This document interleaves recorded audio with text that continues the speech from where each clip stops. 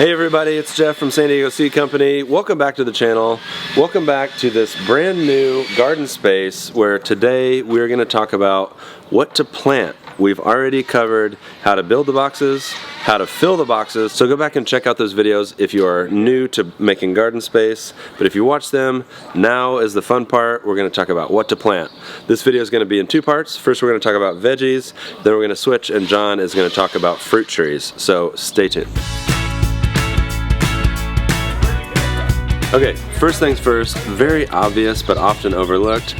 Plant what you eat. I know it can be very tempting to go to the store or get those catalogs and look at all the pretty little pictures on the front of the seed pack, say, oh my gosh, watermelon radish, that looks delicious. It's not that delicious, guys. No, I'm just joking. You can grow it because it's pretty, but for us, if you're gonna spend time watering and fertilizing and spending time out here, you're gonna only wanna plant what you eat. So it may seem obvious, but don't plant things that you're not gonna eat. Let's talk about perennials versus annuals. If you don't know what these words, perennials are plants that grow back year after year.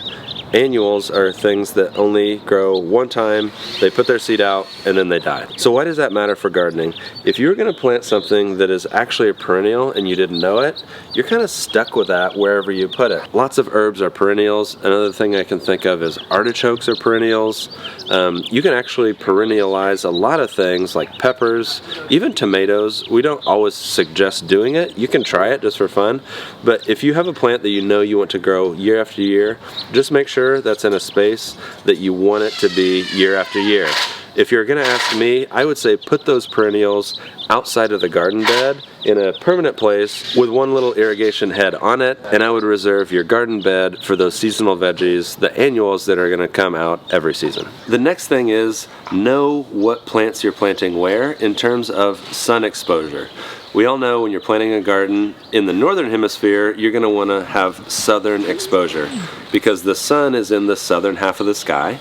You don't want your other plants or things like fences or buildings shading your plants. So why does that matter when choosing your plants? Well, some plants are taller than other plants.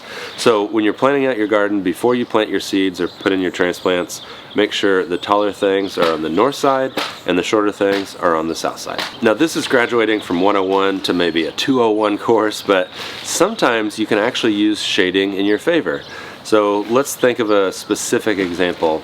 In the early spring, if you're still planting peas, but you also want to grow greens on the north side of your peas, you can actually use that shade to keep those greens cooler as the days get longer and the temperatures get warmer. So you would never want to do this with like a summer crop that needs full sun all the time, but for things like greens and herbs, kales, you can actually use a taller trellis or a taller plant on the south side of that, plant those on the north side, and you're going to extend your season. When the temperature gets warmer, it's not going to fry your plants. So it takes a little bit of a balance. You got to do it at the right time of the year. We have other videos where we talk about this, so make sure you watch every single video in our catalog. And one other thing, this happens all the time. I start talking about one thing and then we can just go on and on and on, and that is shade cloth. So shade cloth is another thing that if you happen to not have a trellis, if you do want to grow those cool, loving plants as the temperatures get warmer,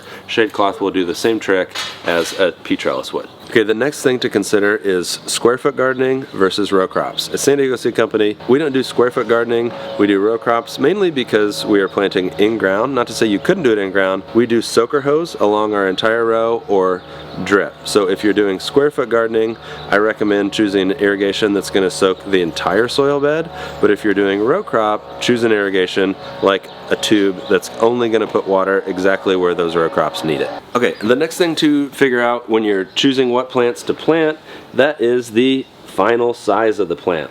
It can be very deceiving when you go to the big box store or your favorite nursery and you see how big the plants are. You're like, man, I could get like 16 peppers in my garden. The thing about plants is they get bigger, they grow.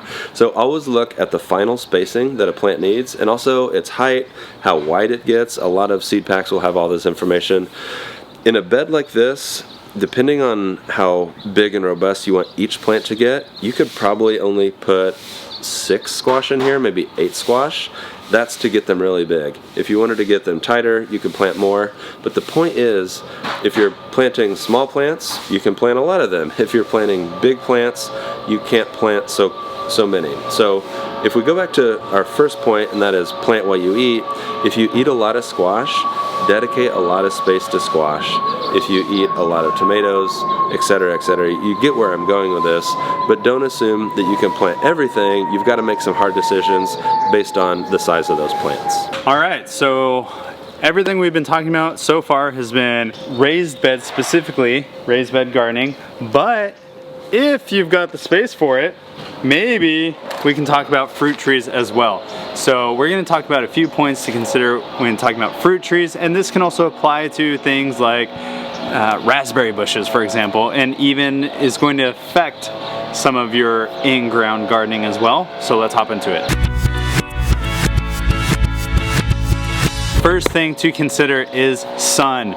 Pretty much you're gonna need a full sun spot no matter what kind of fruit tree you're growing. And so think about things like, does your neighbor have a big shade tree? And where on your property is that? For us, this is the south end of the property. Makes a lot of sense for some shade giving trees to exist. But on the topic of that, that's going to cast shade into your own yard. So if we had room at the north end of the property, that could work great as well. But in this case, getting them away from the garden down here in their own zone is going to make some good sense. All right, next thing to consider is water. If you live in San Diego or drier parts of zones 9 and 10, this is a huge consideration because we have so little natural rainfall. So one way you can make the most of it is this property has a slope. All that water is going to wash off the concrete patio. It's going to wash down off the house and then come down the hill and settle in this area. That's why we have grass and mallow going crazy down here, because we've got a couple little seasonal rains so far and this all just explodes with growth. Now what we can do is get all that water going into our fruit trees. So think about if your property slopes, where you can capture the most natural rainfall. In zones 9 and 10, unless if you're in Oregon, Washington, you're going to need to run irrigation to your trees as well. So consider where your water source is, how far you're running that tube to your trees, and making sure that they get enough water all year long so that they can actually produce. And the last thing to consider is a 2-for-1, and that is spacing and size. So think about what trees you want to grow. Do you want an avocado? And are you going to let it turn into a massive beast over 10, 20, 30 years? I hope so, because that's the dream. Or are you going to keep a little one? Are you going to have an apple tree? Are you going to grow a mini version? We recommend actually not growing mini versions and just pruning down and keeping it to the right size. Think about how many trees you can fit and that they're going to do well. It's so tempting, and I wish we could squeeze in 20 trees right here. Really, you want to give probably at least 6 or 8, maybe even more feet in between each tree because of how big it's going to get, how much those are going to spread out. Of course, pruning them, keeping that nice wine glass shape. So there's so much we can talk about in terms of spacing and size, but the main thing is doing your research beforehand, maybe watching some of our other videos that talk about fruit tree specifics, and then planning that out carefully, again, with things that you're gonna be excited to have, things that you're gonna be excited to share with your neighbors. Planning that out efficiently and properly beforehand and getting those trees in the ground sooner rather than later is always going to be your best bet long term to start enjoying the fruits of your labor. Okay, so there was a quick overview of what to choose, how to choose. Let's just start right on over. Dang it, Bobby. So that was a quick overview of what to choose plants-wise, whether it's perennials, annuals, fruit trees. Again, we've got so many videos, guys. If you're really getting into your gardening journey, we recommend watching all of our content. But here's one thing that I want to leave you with. Gardening is not a science, it's an art. There is a lot of science involved, but when we say choose these plants and do these things, just remember the first season is going to be your worst season. The second season is going to be your second worst season. You're going to learn as you go, and if you make failures, you shouldn't quit. That's the best way to learn, is live in your garden. So get out there, start growing, and don't worry about making mistakes. Dang it, Bobby.